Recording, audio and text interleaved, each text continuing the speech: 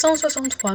198 326. C'est le nombre de mois que pourrait survivre Bernard Arnault sans plus jamais avoir à travailler de sa vie s'il se contentait de dépenser 1195 € par mois, somme qui correspond au montant moyen des dépenses contraintes réalisées chaque mois par les ménages français composés d'un couple et de 2 enfants, selon le comparateur Les Furets et CSA Research. Et même si en ne gagnant que le SMIC ou pas beaucoup plus, vous parveniez à épargner 20% de votre salaire chaque mois et investissiez cette somme, disons 75 € par mois, dans un ETF S&P 500 qui a un rendement moyen annualisé d'environ 10% par an, mais retenons 6% pour être pessimiste, il vous faudrait plusieurs vies pour atteindre le même niveau de fortune que lui. Alors sans parler d'atteindre son niveau de richesse, comment faire pour s'enrichir de manière à ce que l'argent ne soit un jour plus un problème pour vous et pouvoir en profiter avant de manger les pissenlits par la racine? Et ben c'est justement le sujet de cette vidéo dans laquelle nous allons passer en revue les principaux conseils donnés par Robert Kiyosaki dans son livre Père riche, Père pauvre pour nous aider à devenir riche. Mais avant ça, si vous ne me connaissez pas, je m'appelle Léa BS, je suis investisseuse pour compte propre depuis 2021, je travaille pour un analyste financier indépendant depuis 2022 et sur cette chaîne je parle de gestion des finances personnelles, d'investissement en bourse à long terme et plus largement d'argent. Maintenant sans plus attendre, rentrons dans le vif du sujet. D'après Robert Kiyosaki, la première chose à faire si vous voulez devenir riche ou à minima améliorer votre situation financière, c'est de bien comprendre la différence entre un actif, c'est-à-dire quelque chose qui fait rentrer de l'argent dans votre poche, et un passif, c'est-à-dire quelque chose qui fait sortir de l'argent de votre poche. Car d'après lui,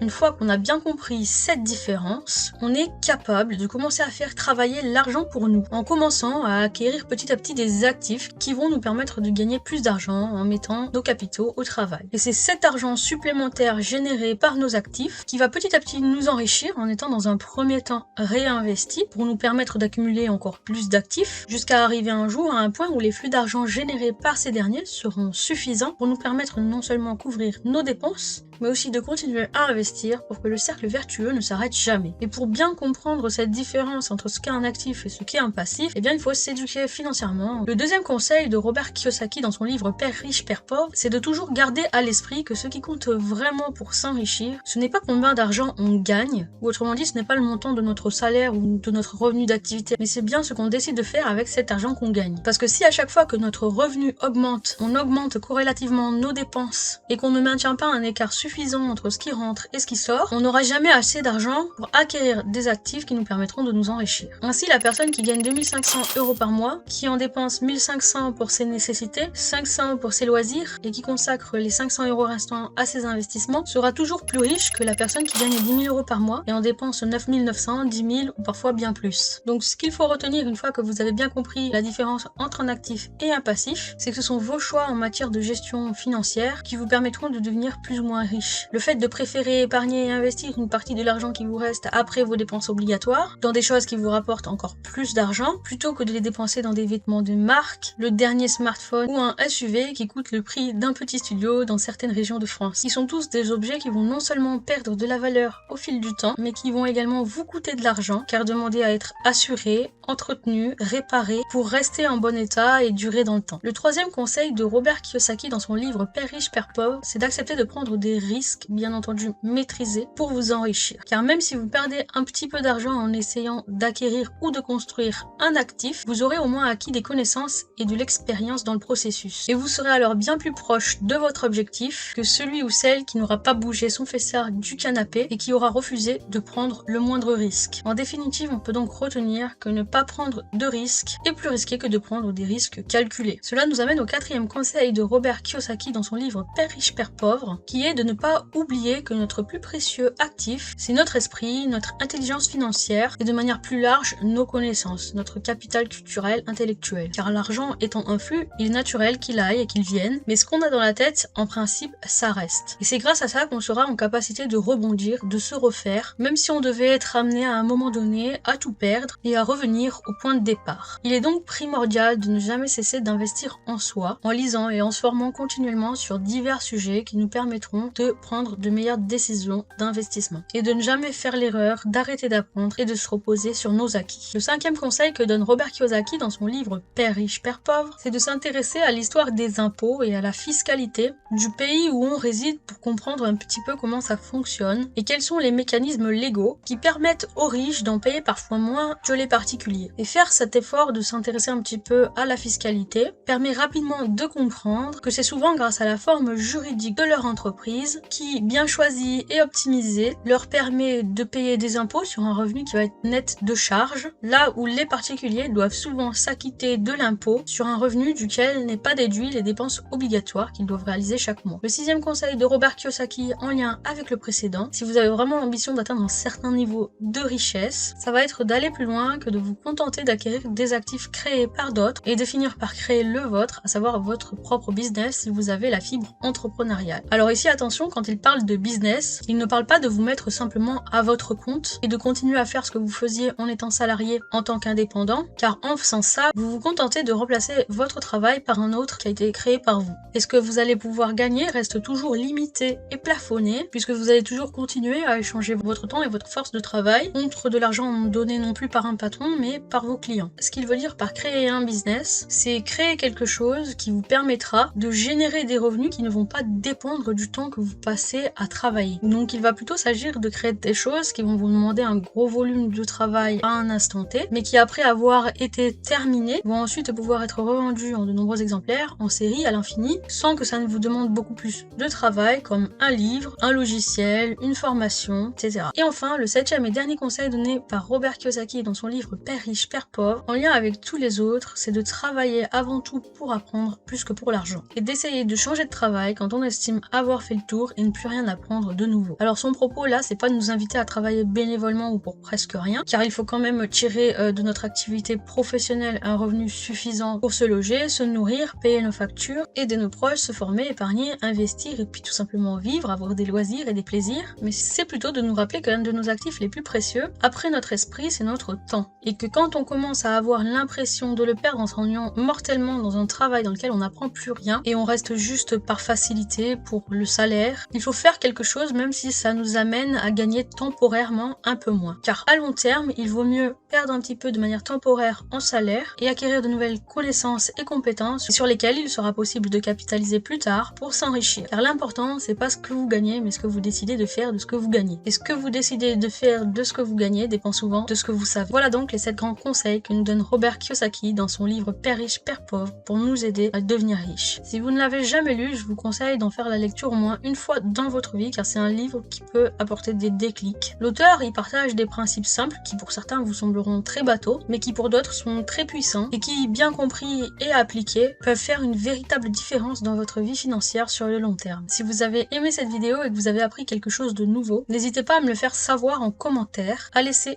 un pouce bleu et à partager cette vidéo avec vos amis pour m'aider à faire grandir la chaîne. Et avant de partir, n'oubliez pas de vous abonner si c'est pas déjà fait et à activer la cloche des notifications pour être prévenu dès que je sortirai une nouvelle vidéo. C'était Léa BS, je vous dis à très vite.